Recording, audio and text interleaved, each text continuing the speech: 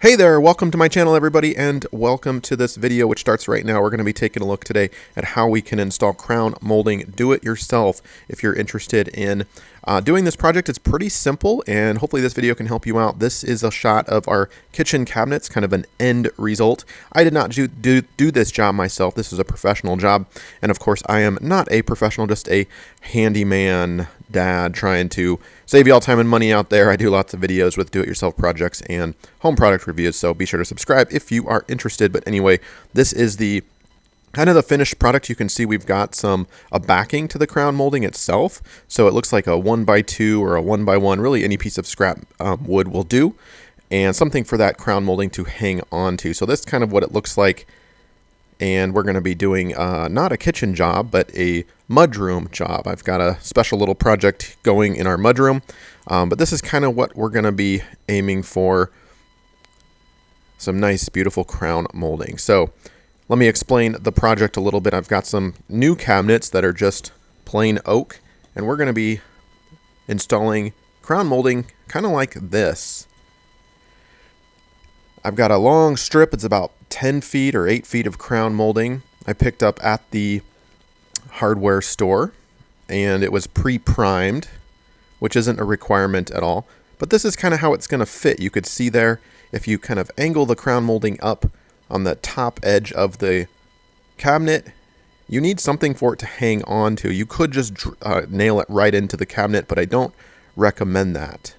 So instead, we're going to be installing these little strips. I'm just going to use some 1x2 strips, just scrap wood. This is not going to be visible at all, so it really doesn't matter as long as it has some good integrity, I would say. You can see there we have some various lengths of scrap wood that we're going to be installing. You could do one continuous piece of scrap wood, no problem. You could see that middle piece there. I'm going to get rid of that because it's split at the end. I don't really like that one. Anyway, we're going to take some brad nails and we're just going to pop those in. Be careful that you have the angle correct. So once those are secure and the cabinet is actually installed, so this is the project that I'm doing. In our mudroom, we're putting cabinets up above the top of this mudroom piece. And I'll make a separate video on how I did that if you are interested. But basically, we're putting crown molding way up there at the top. Okay. So I've got those little backings secure. Basically created kind of a wall for the crown molding once we put it up there to be nailed into. That's a pretty important step.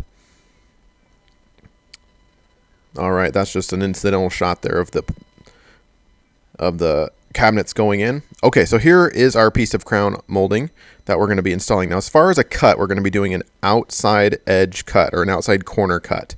Okay, this is not an easy cut. So you have to basically measure it about 100 times before you make the cut.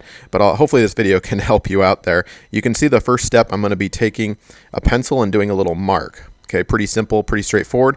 And then you'll see a diagonal line right there that I drew. That's the reference line. It doesn't have to be perfect. It just needs to give you an idea of kind of that general where you want it to be cut, generally speaking. So what we're going to do, bring it out to the miter saw. Look at the rotation of my miter saw. I have it swiveled all the way to the right. And check it out. I have the piece upside down. So the bottom piece of the molding is going to be up, and the top piece of the molding is going to be pointed toward me. Can you see that? And notice the line that I had. So I actually, switched the piece upside down. Again, my miter saw is on 45 degrees. And notice that my crown molding is not flat. I'll show you another picture here in just a second when we do the other side. But it wasn't flat. I kind of angled it up and then made the cut. So this is what it should look like when you are done. So here's the first cut that we made. Now, as far as the second cut goes, I'm going to do the same thing. This is the other outside corner, right? Make a little line and then a reference line diagonally so that you remember which way is which when you bring it out to your saw. Okay, so we're going to bring it out to the saw. This time we're going to rotate the saw the opposite direction, 45 degrees, and I'm going to turn my molding upside down just like we did before. And I'm not going to have it laying flat. I'm going to actually angle it up a little bit. Let me show you a little closer how I did that. So remember, the top of the molding is pointed toward me. The bottom of the molding is pointed upward along the fence. Okay, so note the orientation there. And we're going to bring that saw down right here and make that cut where that, not where the reference line was, but where that little mark was at the bottom of the piece of molding that we made. And it's better to cut too long than too short, right? So you can always shave some off, but you can't add it on. So keep that in mind. And basically when you're done, this is what it should look like. That was a perfect cut, if I do say so myself. Not bad for an amateur.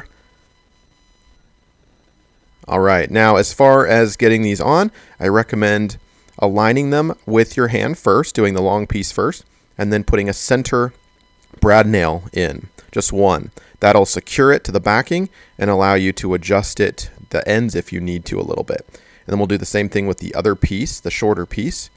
We'll slide that into place.